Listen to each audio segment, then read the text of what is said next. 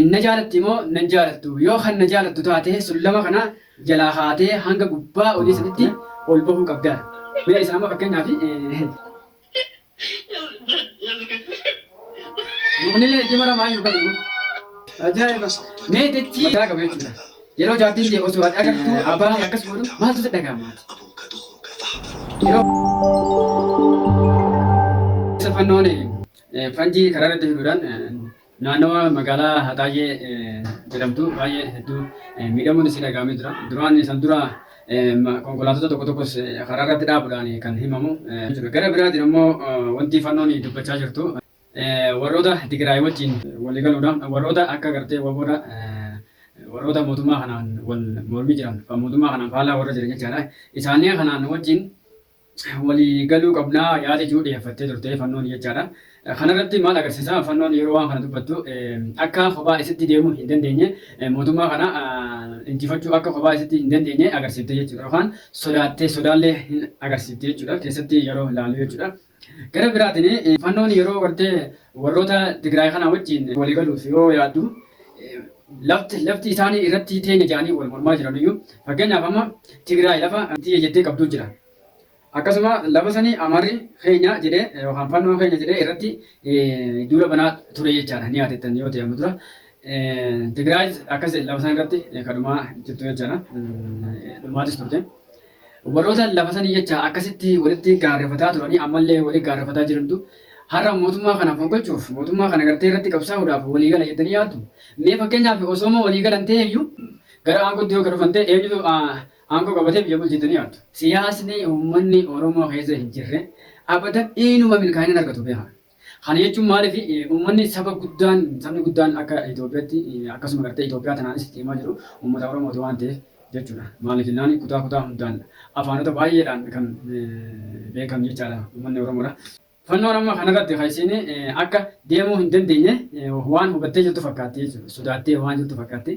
Gara biraatiin ammoo muummichi ministeeraa Dr. Abiy Ahmed waliigaltee laga Abbaay yookiin Oromoo jechaadha irratti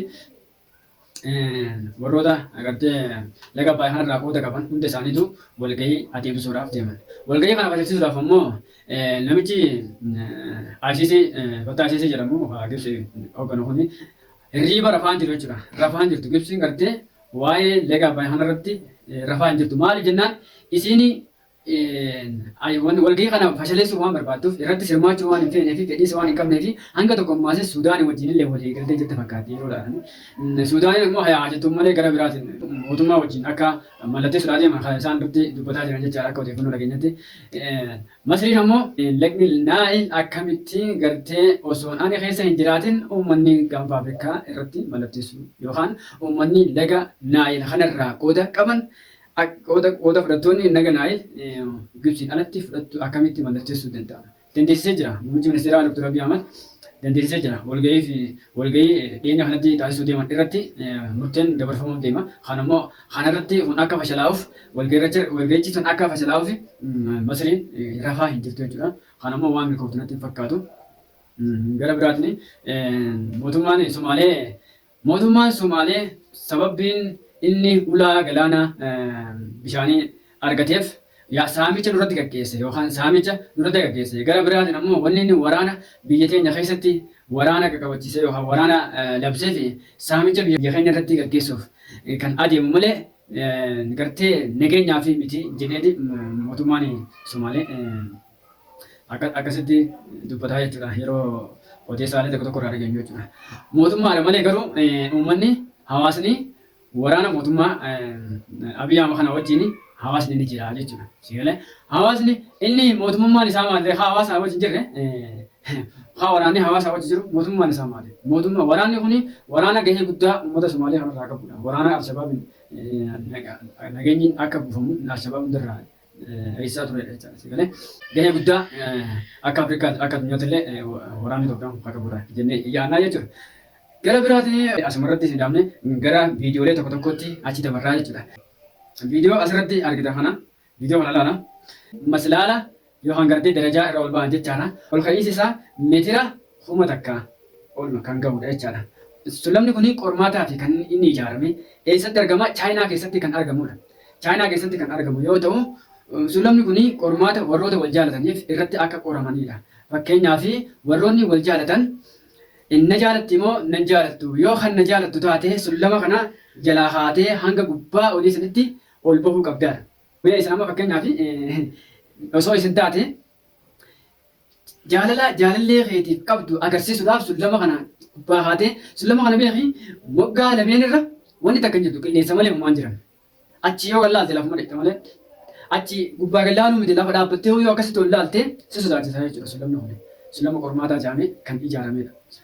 Kanaaf amma sullama kana irratti sullama kana jaalala hangam takka akka jaalattu jaalalli keessan jaalala dhugaa ta'uu fi jaalala sobaa ta'uu agarsiisuudhaaf dirqama sullama kana gubbaa fiixa olii sana irratti ol bahuu qabda. Mee osoo isin taate sullama kana hordoftoonni fayyaa osoo isin taatani sullama kana ol baatanii jaalala gartee jaalalleewwan keessanii qabdan agarsiiftamoo fiixa gubbaa dandeessanii moo jaalalli gartee ani siif qabu funyaani nama baatu jettanii wal dhiibtanii gargar baatu. Asiin yaada koomentii keessan jalatti naa barreessaan isin ja'a. Gara biraatiin ammoo viidiyoo garaa nama nyaattu viidiyoo abbaa fakkeenyaaf ammaan tana intalti takka araba tokkooti. Abbaan manaa isii mana bira jiru.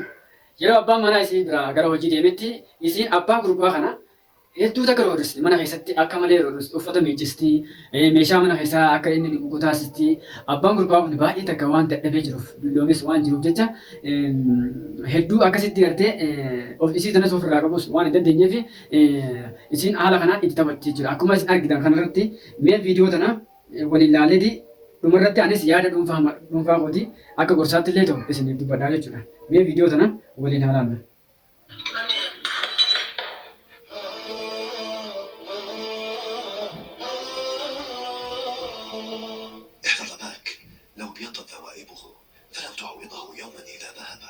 ما اشتد عهدك إلا من حناءته فكن له سندا yeroo kana argee jira jechuudha inni. وافق بشيبته Yeroo kana isii qabdee deemtu argee akkuma isiin ala darbuu deemtu itti dhufee jechuudha. واخفض جناحك Amma asitti qabee ala gad darbuuf لا تعلي صوتك أو mataa تضحك qabee jechuudha. Yeroo jaartiin jee osoo ati agartu abbaa manaa kee akkasitti وهو الذي abbaa kee akkas godhu maaltu si dhagahama? أبوك دخلك فاحذر أن تضيع Yeroo kana falli biraan jiru isiin irraa dabalatti baay'ee gaddee jechuudha. Kan kana dura aduu ni gaaf abbaa ofii ofitti qabee itti maramee قد وجب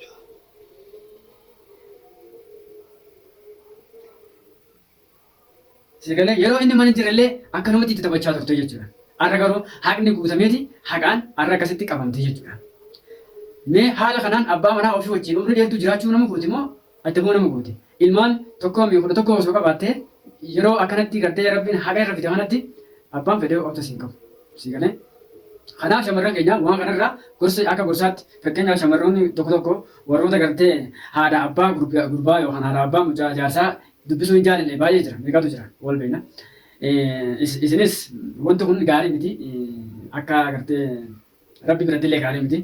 Yoo ammoo jaalalaan hammattee kan jaalattu jaarsa kee qofa osoo hin taane wanta inni qabu hunduma waliin isaatiin fira isaa hunda waliin jaaladhu malee qofaa isaa qotitti jaalachuun uumaa bu'aata akkasiin qabu. Maaliif jennaani akka rabbi illee sirraa jaalatutti akkasii jechuudha.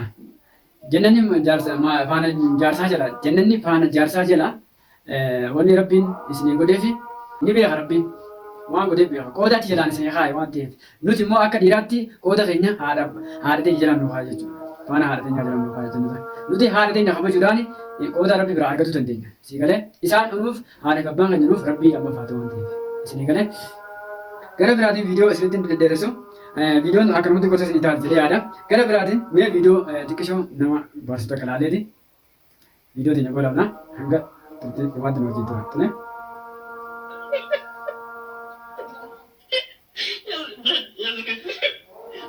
Muknillee itti maramaa hin qabu. Ajaa'iba! Mee dachii tunarraa namni dhabameeti mukatti maramaa